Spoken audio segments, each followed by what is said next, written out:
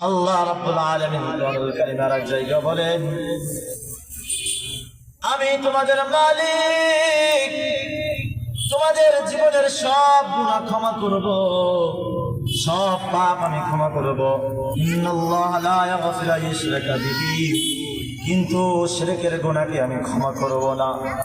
কিয়ামতের ময়দানে আল্লাহ রাব্বুল আলামিন বান্দাদেরকে ডাক দিয়ে বলবেন, ও আমার বান্দারা, তোমরা কে কত গুনাহ নিয়ে আসছো এটা আমার দেখার বিষয় না। তোমরা যদি আমার কাছে পাহাড় সমান গুনাহ নিয়ে আসো, আমি ক্ষমা করার জন্য তোমাদের জন্য পাহাড় সমান রহমত নিয়ে হাজির।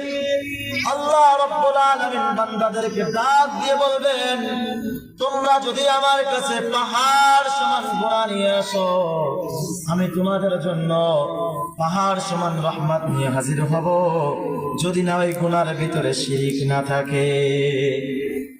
যদি শিরিক থাকে তাহলে আল্লাহ ইন্নাল্লাহা লা ইয়াগফিরু ইশরাকা, আল্লাহ তাআলা শিরকের গুনাহকে ক্ষমা করবেন না। ইন্নাশ শিরকা লাযুলমুন আযীম, শিরিক হচ্ছে বড় পাপ, মহাপাপ। হাদিসের ভিতরে নবীজি বলেছেন, আল কাবাইরুশ শিরকু বিল্লাহ। নবীজি বলেন, পৃথিবীর ভিতরে সব থেকে বড় পাপ হচ্ছে শিরিক করা, আল্লাহ তাআলার সাথে শরীক করা। এই যে আমরা যারা সংসার করি, আমাদের স্ত্রীদেরকে আমরা ভরণ পোষণ দিই, খাবার দিয়ে থাকার জন্য জায়গা দিই, আবার তাদের ইলাক পোশাকের ব্যবস্থা করে দিই, ভালো মন্দের সুখ দুঃখের ভার নিই। এরপর যদি দেখি ও স্ত্রী অন্য পুরুষের সাথে পরকীয়া করে, কোন স্বামী কি এমন আছে, কোন কাপুরুষ স্বামী এমন আছে, এটা সহ্য করতে পারবে?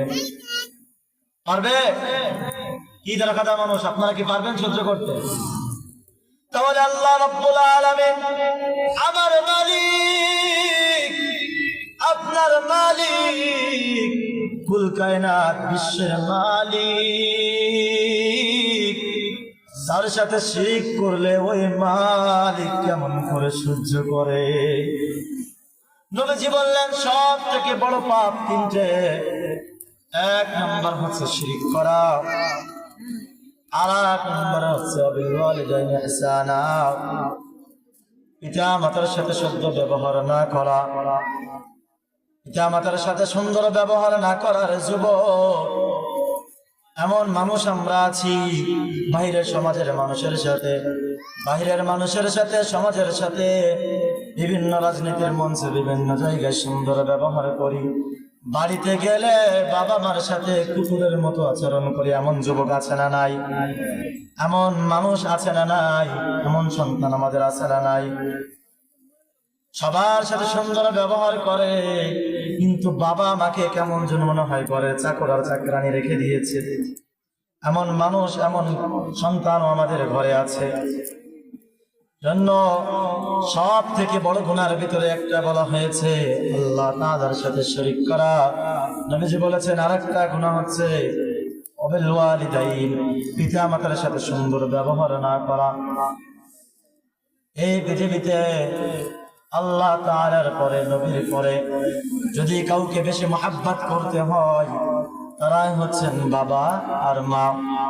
কারণ জান্নাতের ভিতর, জান্নাত কয়টা? 8টা। 8টা জান্নাতের ভিতরে 2টা জান্নাতের নাম, 2 জান্নাতের দরজার নাম আবুকা উম্মুকা।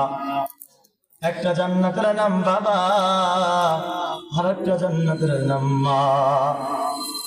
এই জান্নাত আমার আপনার বাড়িতে আছে। জান্নাত খোঁজার জন্য ওই শিরিক করতে চলে যায় মাজারে, ওই খানজানার এই মাজারে, ওই আটরসের মাজারে, ওই চন্দ্রপাড়ার মাজারে। বাবা ও ভাইরা, ওই মাজারে যাওয়ার কোনো দরকার নাই। জান্নাত আমার আপনার বাড়িতে রয়েছে, বাবা আর মা। 3 নম্বরে সব থেকে বড় গুনাহ হচ্ছে কুফরি করা। যেটা বলতেছিলাম, ঈমান ভঙ্গের প্রথম কারণ হচ্ছে শিরিক করা। ঈমান ভঙ্গের প্রথম কারণ কি?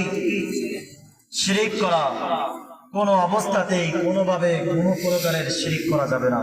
শিরিক নিয়ে যদি বিস্তারিত আলোচনা করতে যায়, আমার আলোচনার মূল পয়েন্ট শেষ হয়ে যাবে, শিরিকের আলোচনা শেষ হবে না। আমাদের সমাজে এত পরিমাণে প্রচারিত শিরিক চলতেছে। দুই নম্বরের কারণ, ইমান ভেঙে যায়, ইমান নষ্ট হয়ে যায়, ইমান চলে যায়, ইমান নিষ্ফল হয়ে যায় আল্লাহ ও বান্দার মাঝে অন্য কাউকে মাধ্যম বানানো। ইমান নষ্ট হওয়ার জন্য দুই নম্বর কারণ, আল্লাহ ও বান্দার মাঝে অন্য কাউকে মাধ্যম বানানো। আমরা দুনিয়াতে বাবা মার কাছে কিছু চাওয়ার জন্য কোনো মাধ্যমের দরকার হয়?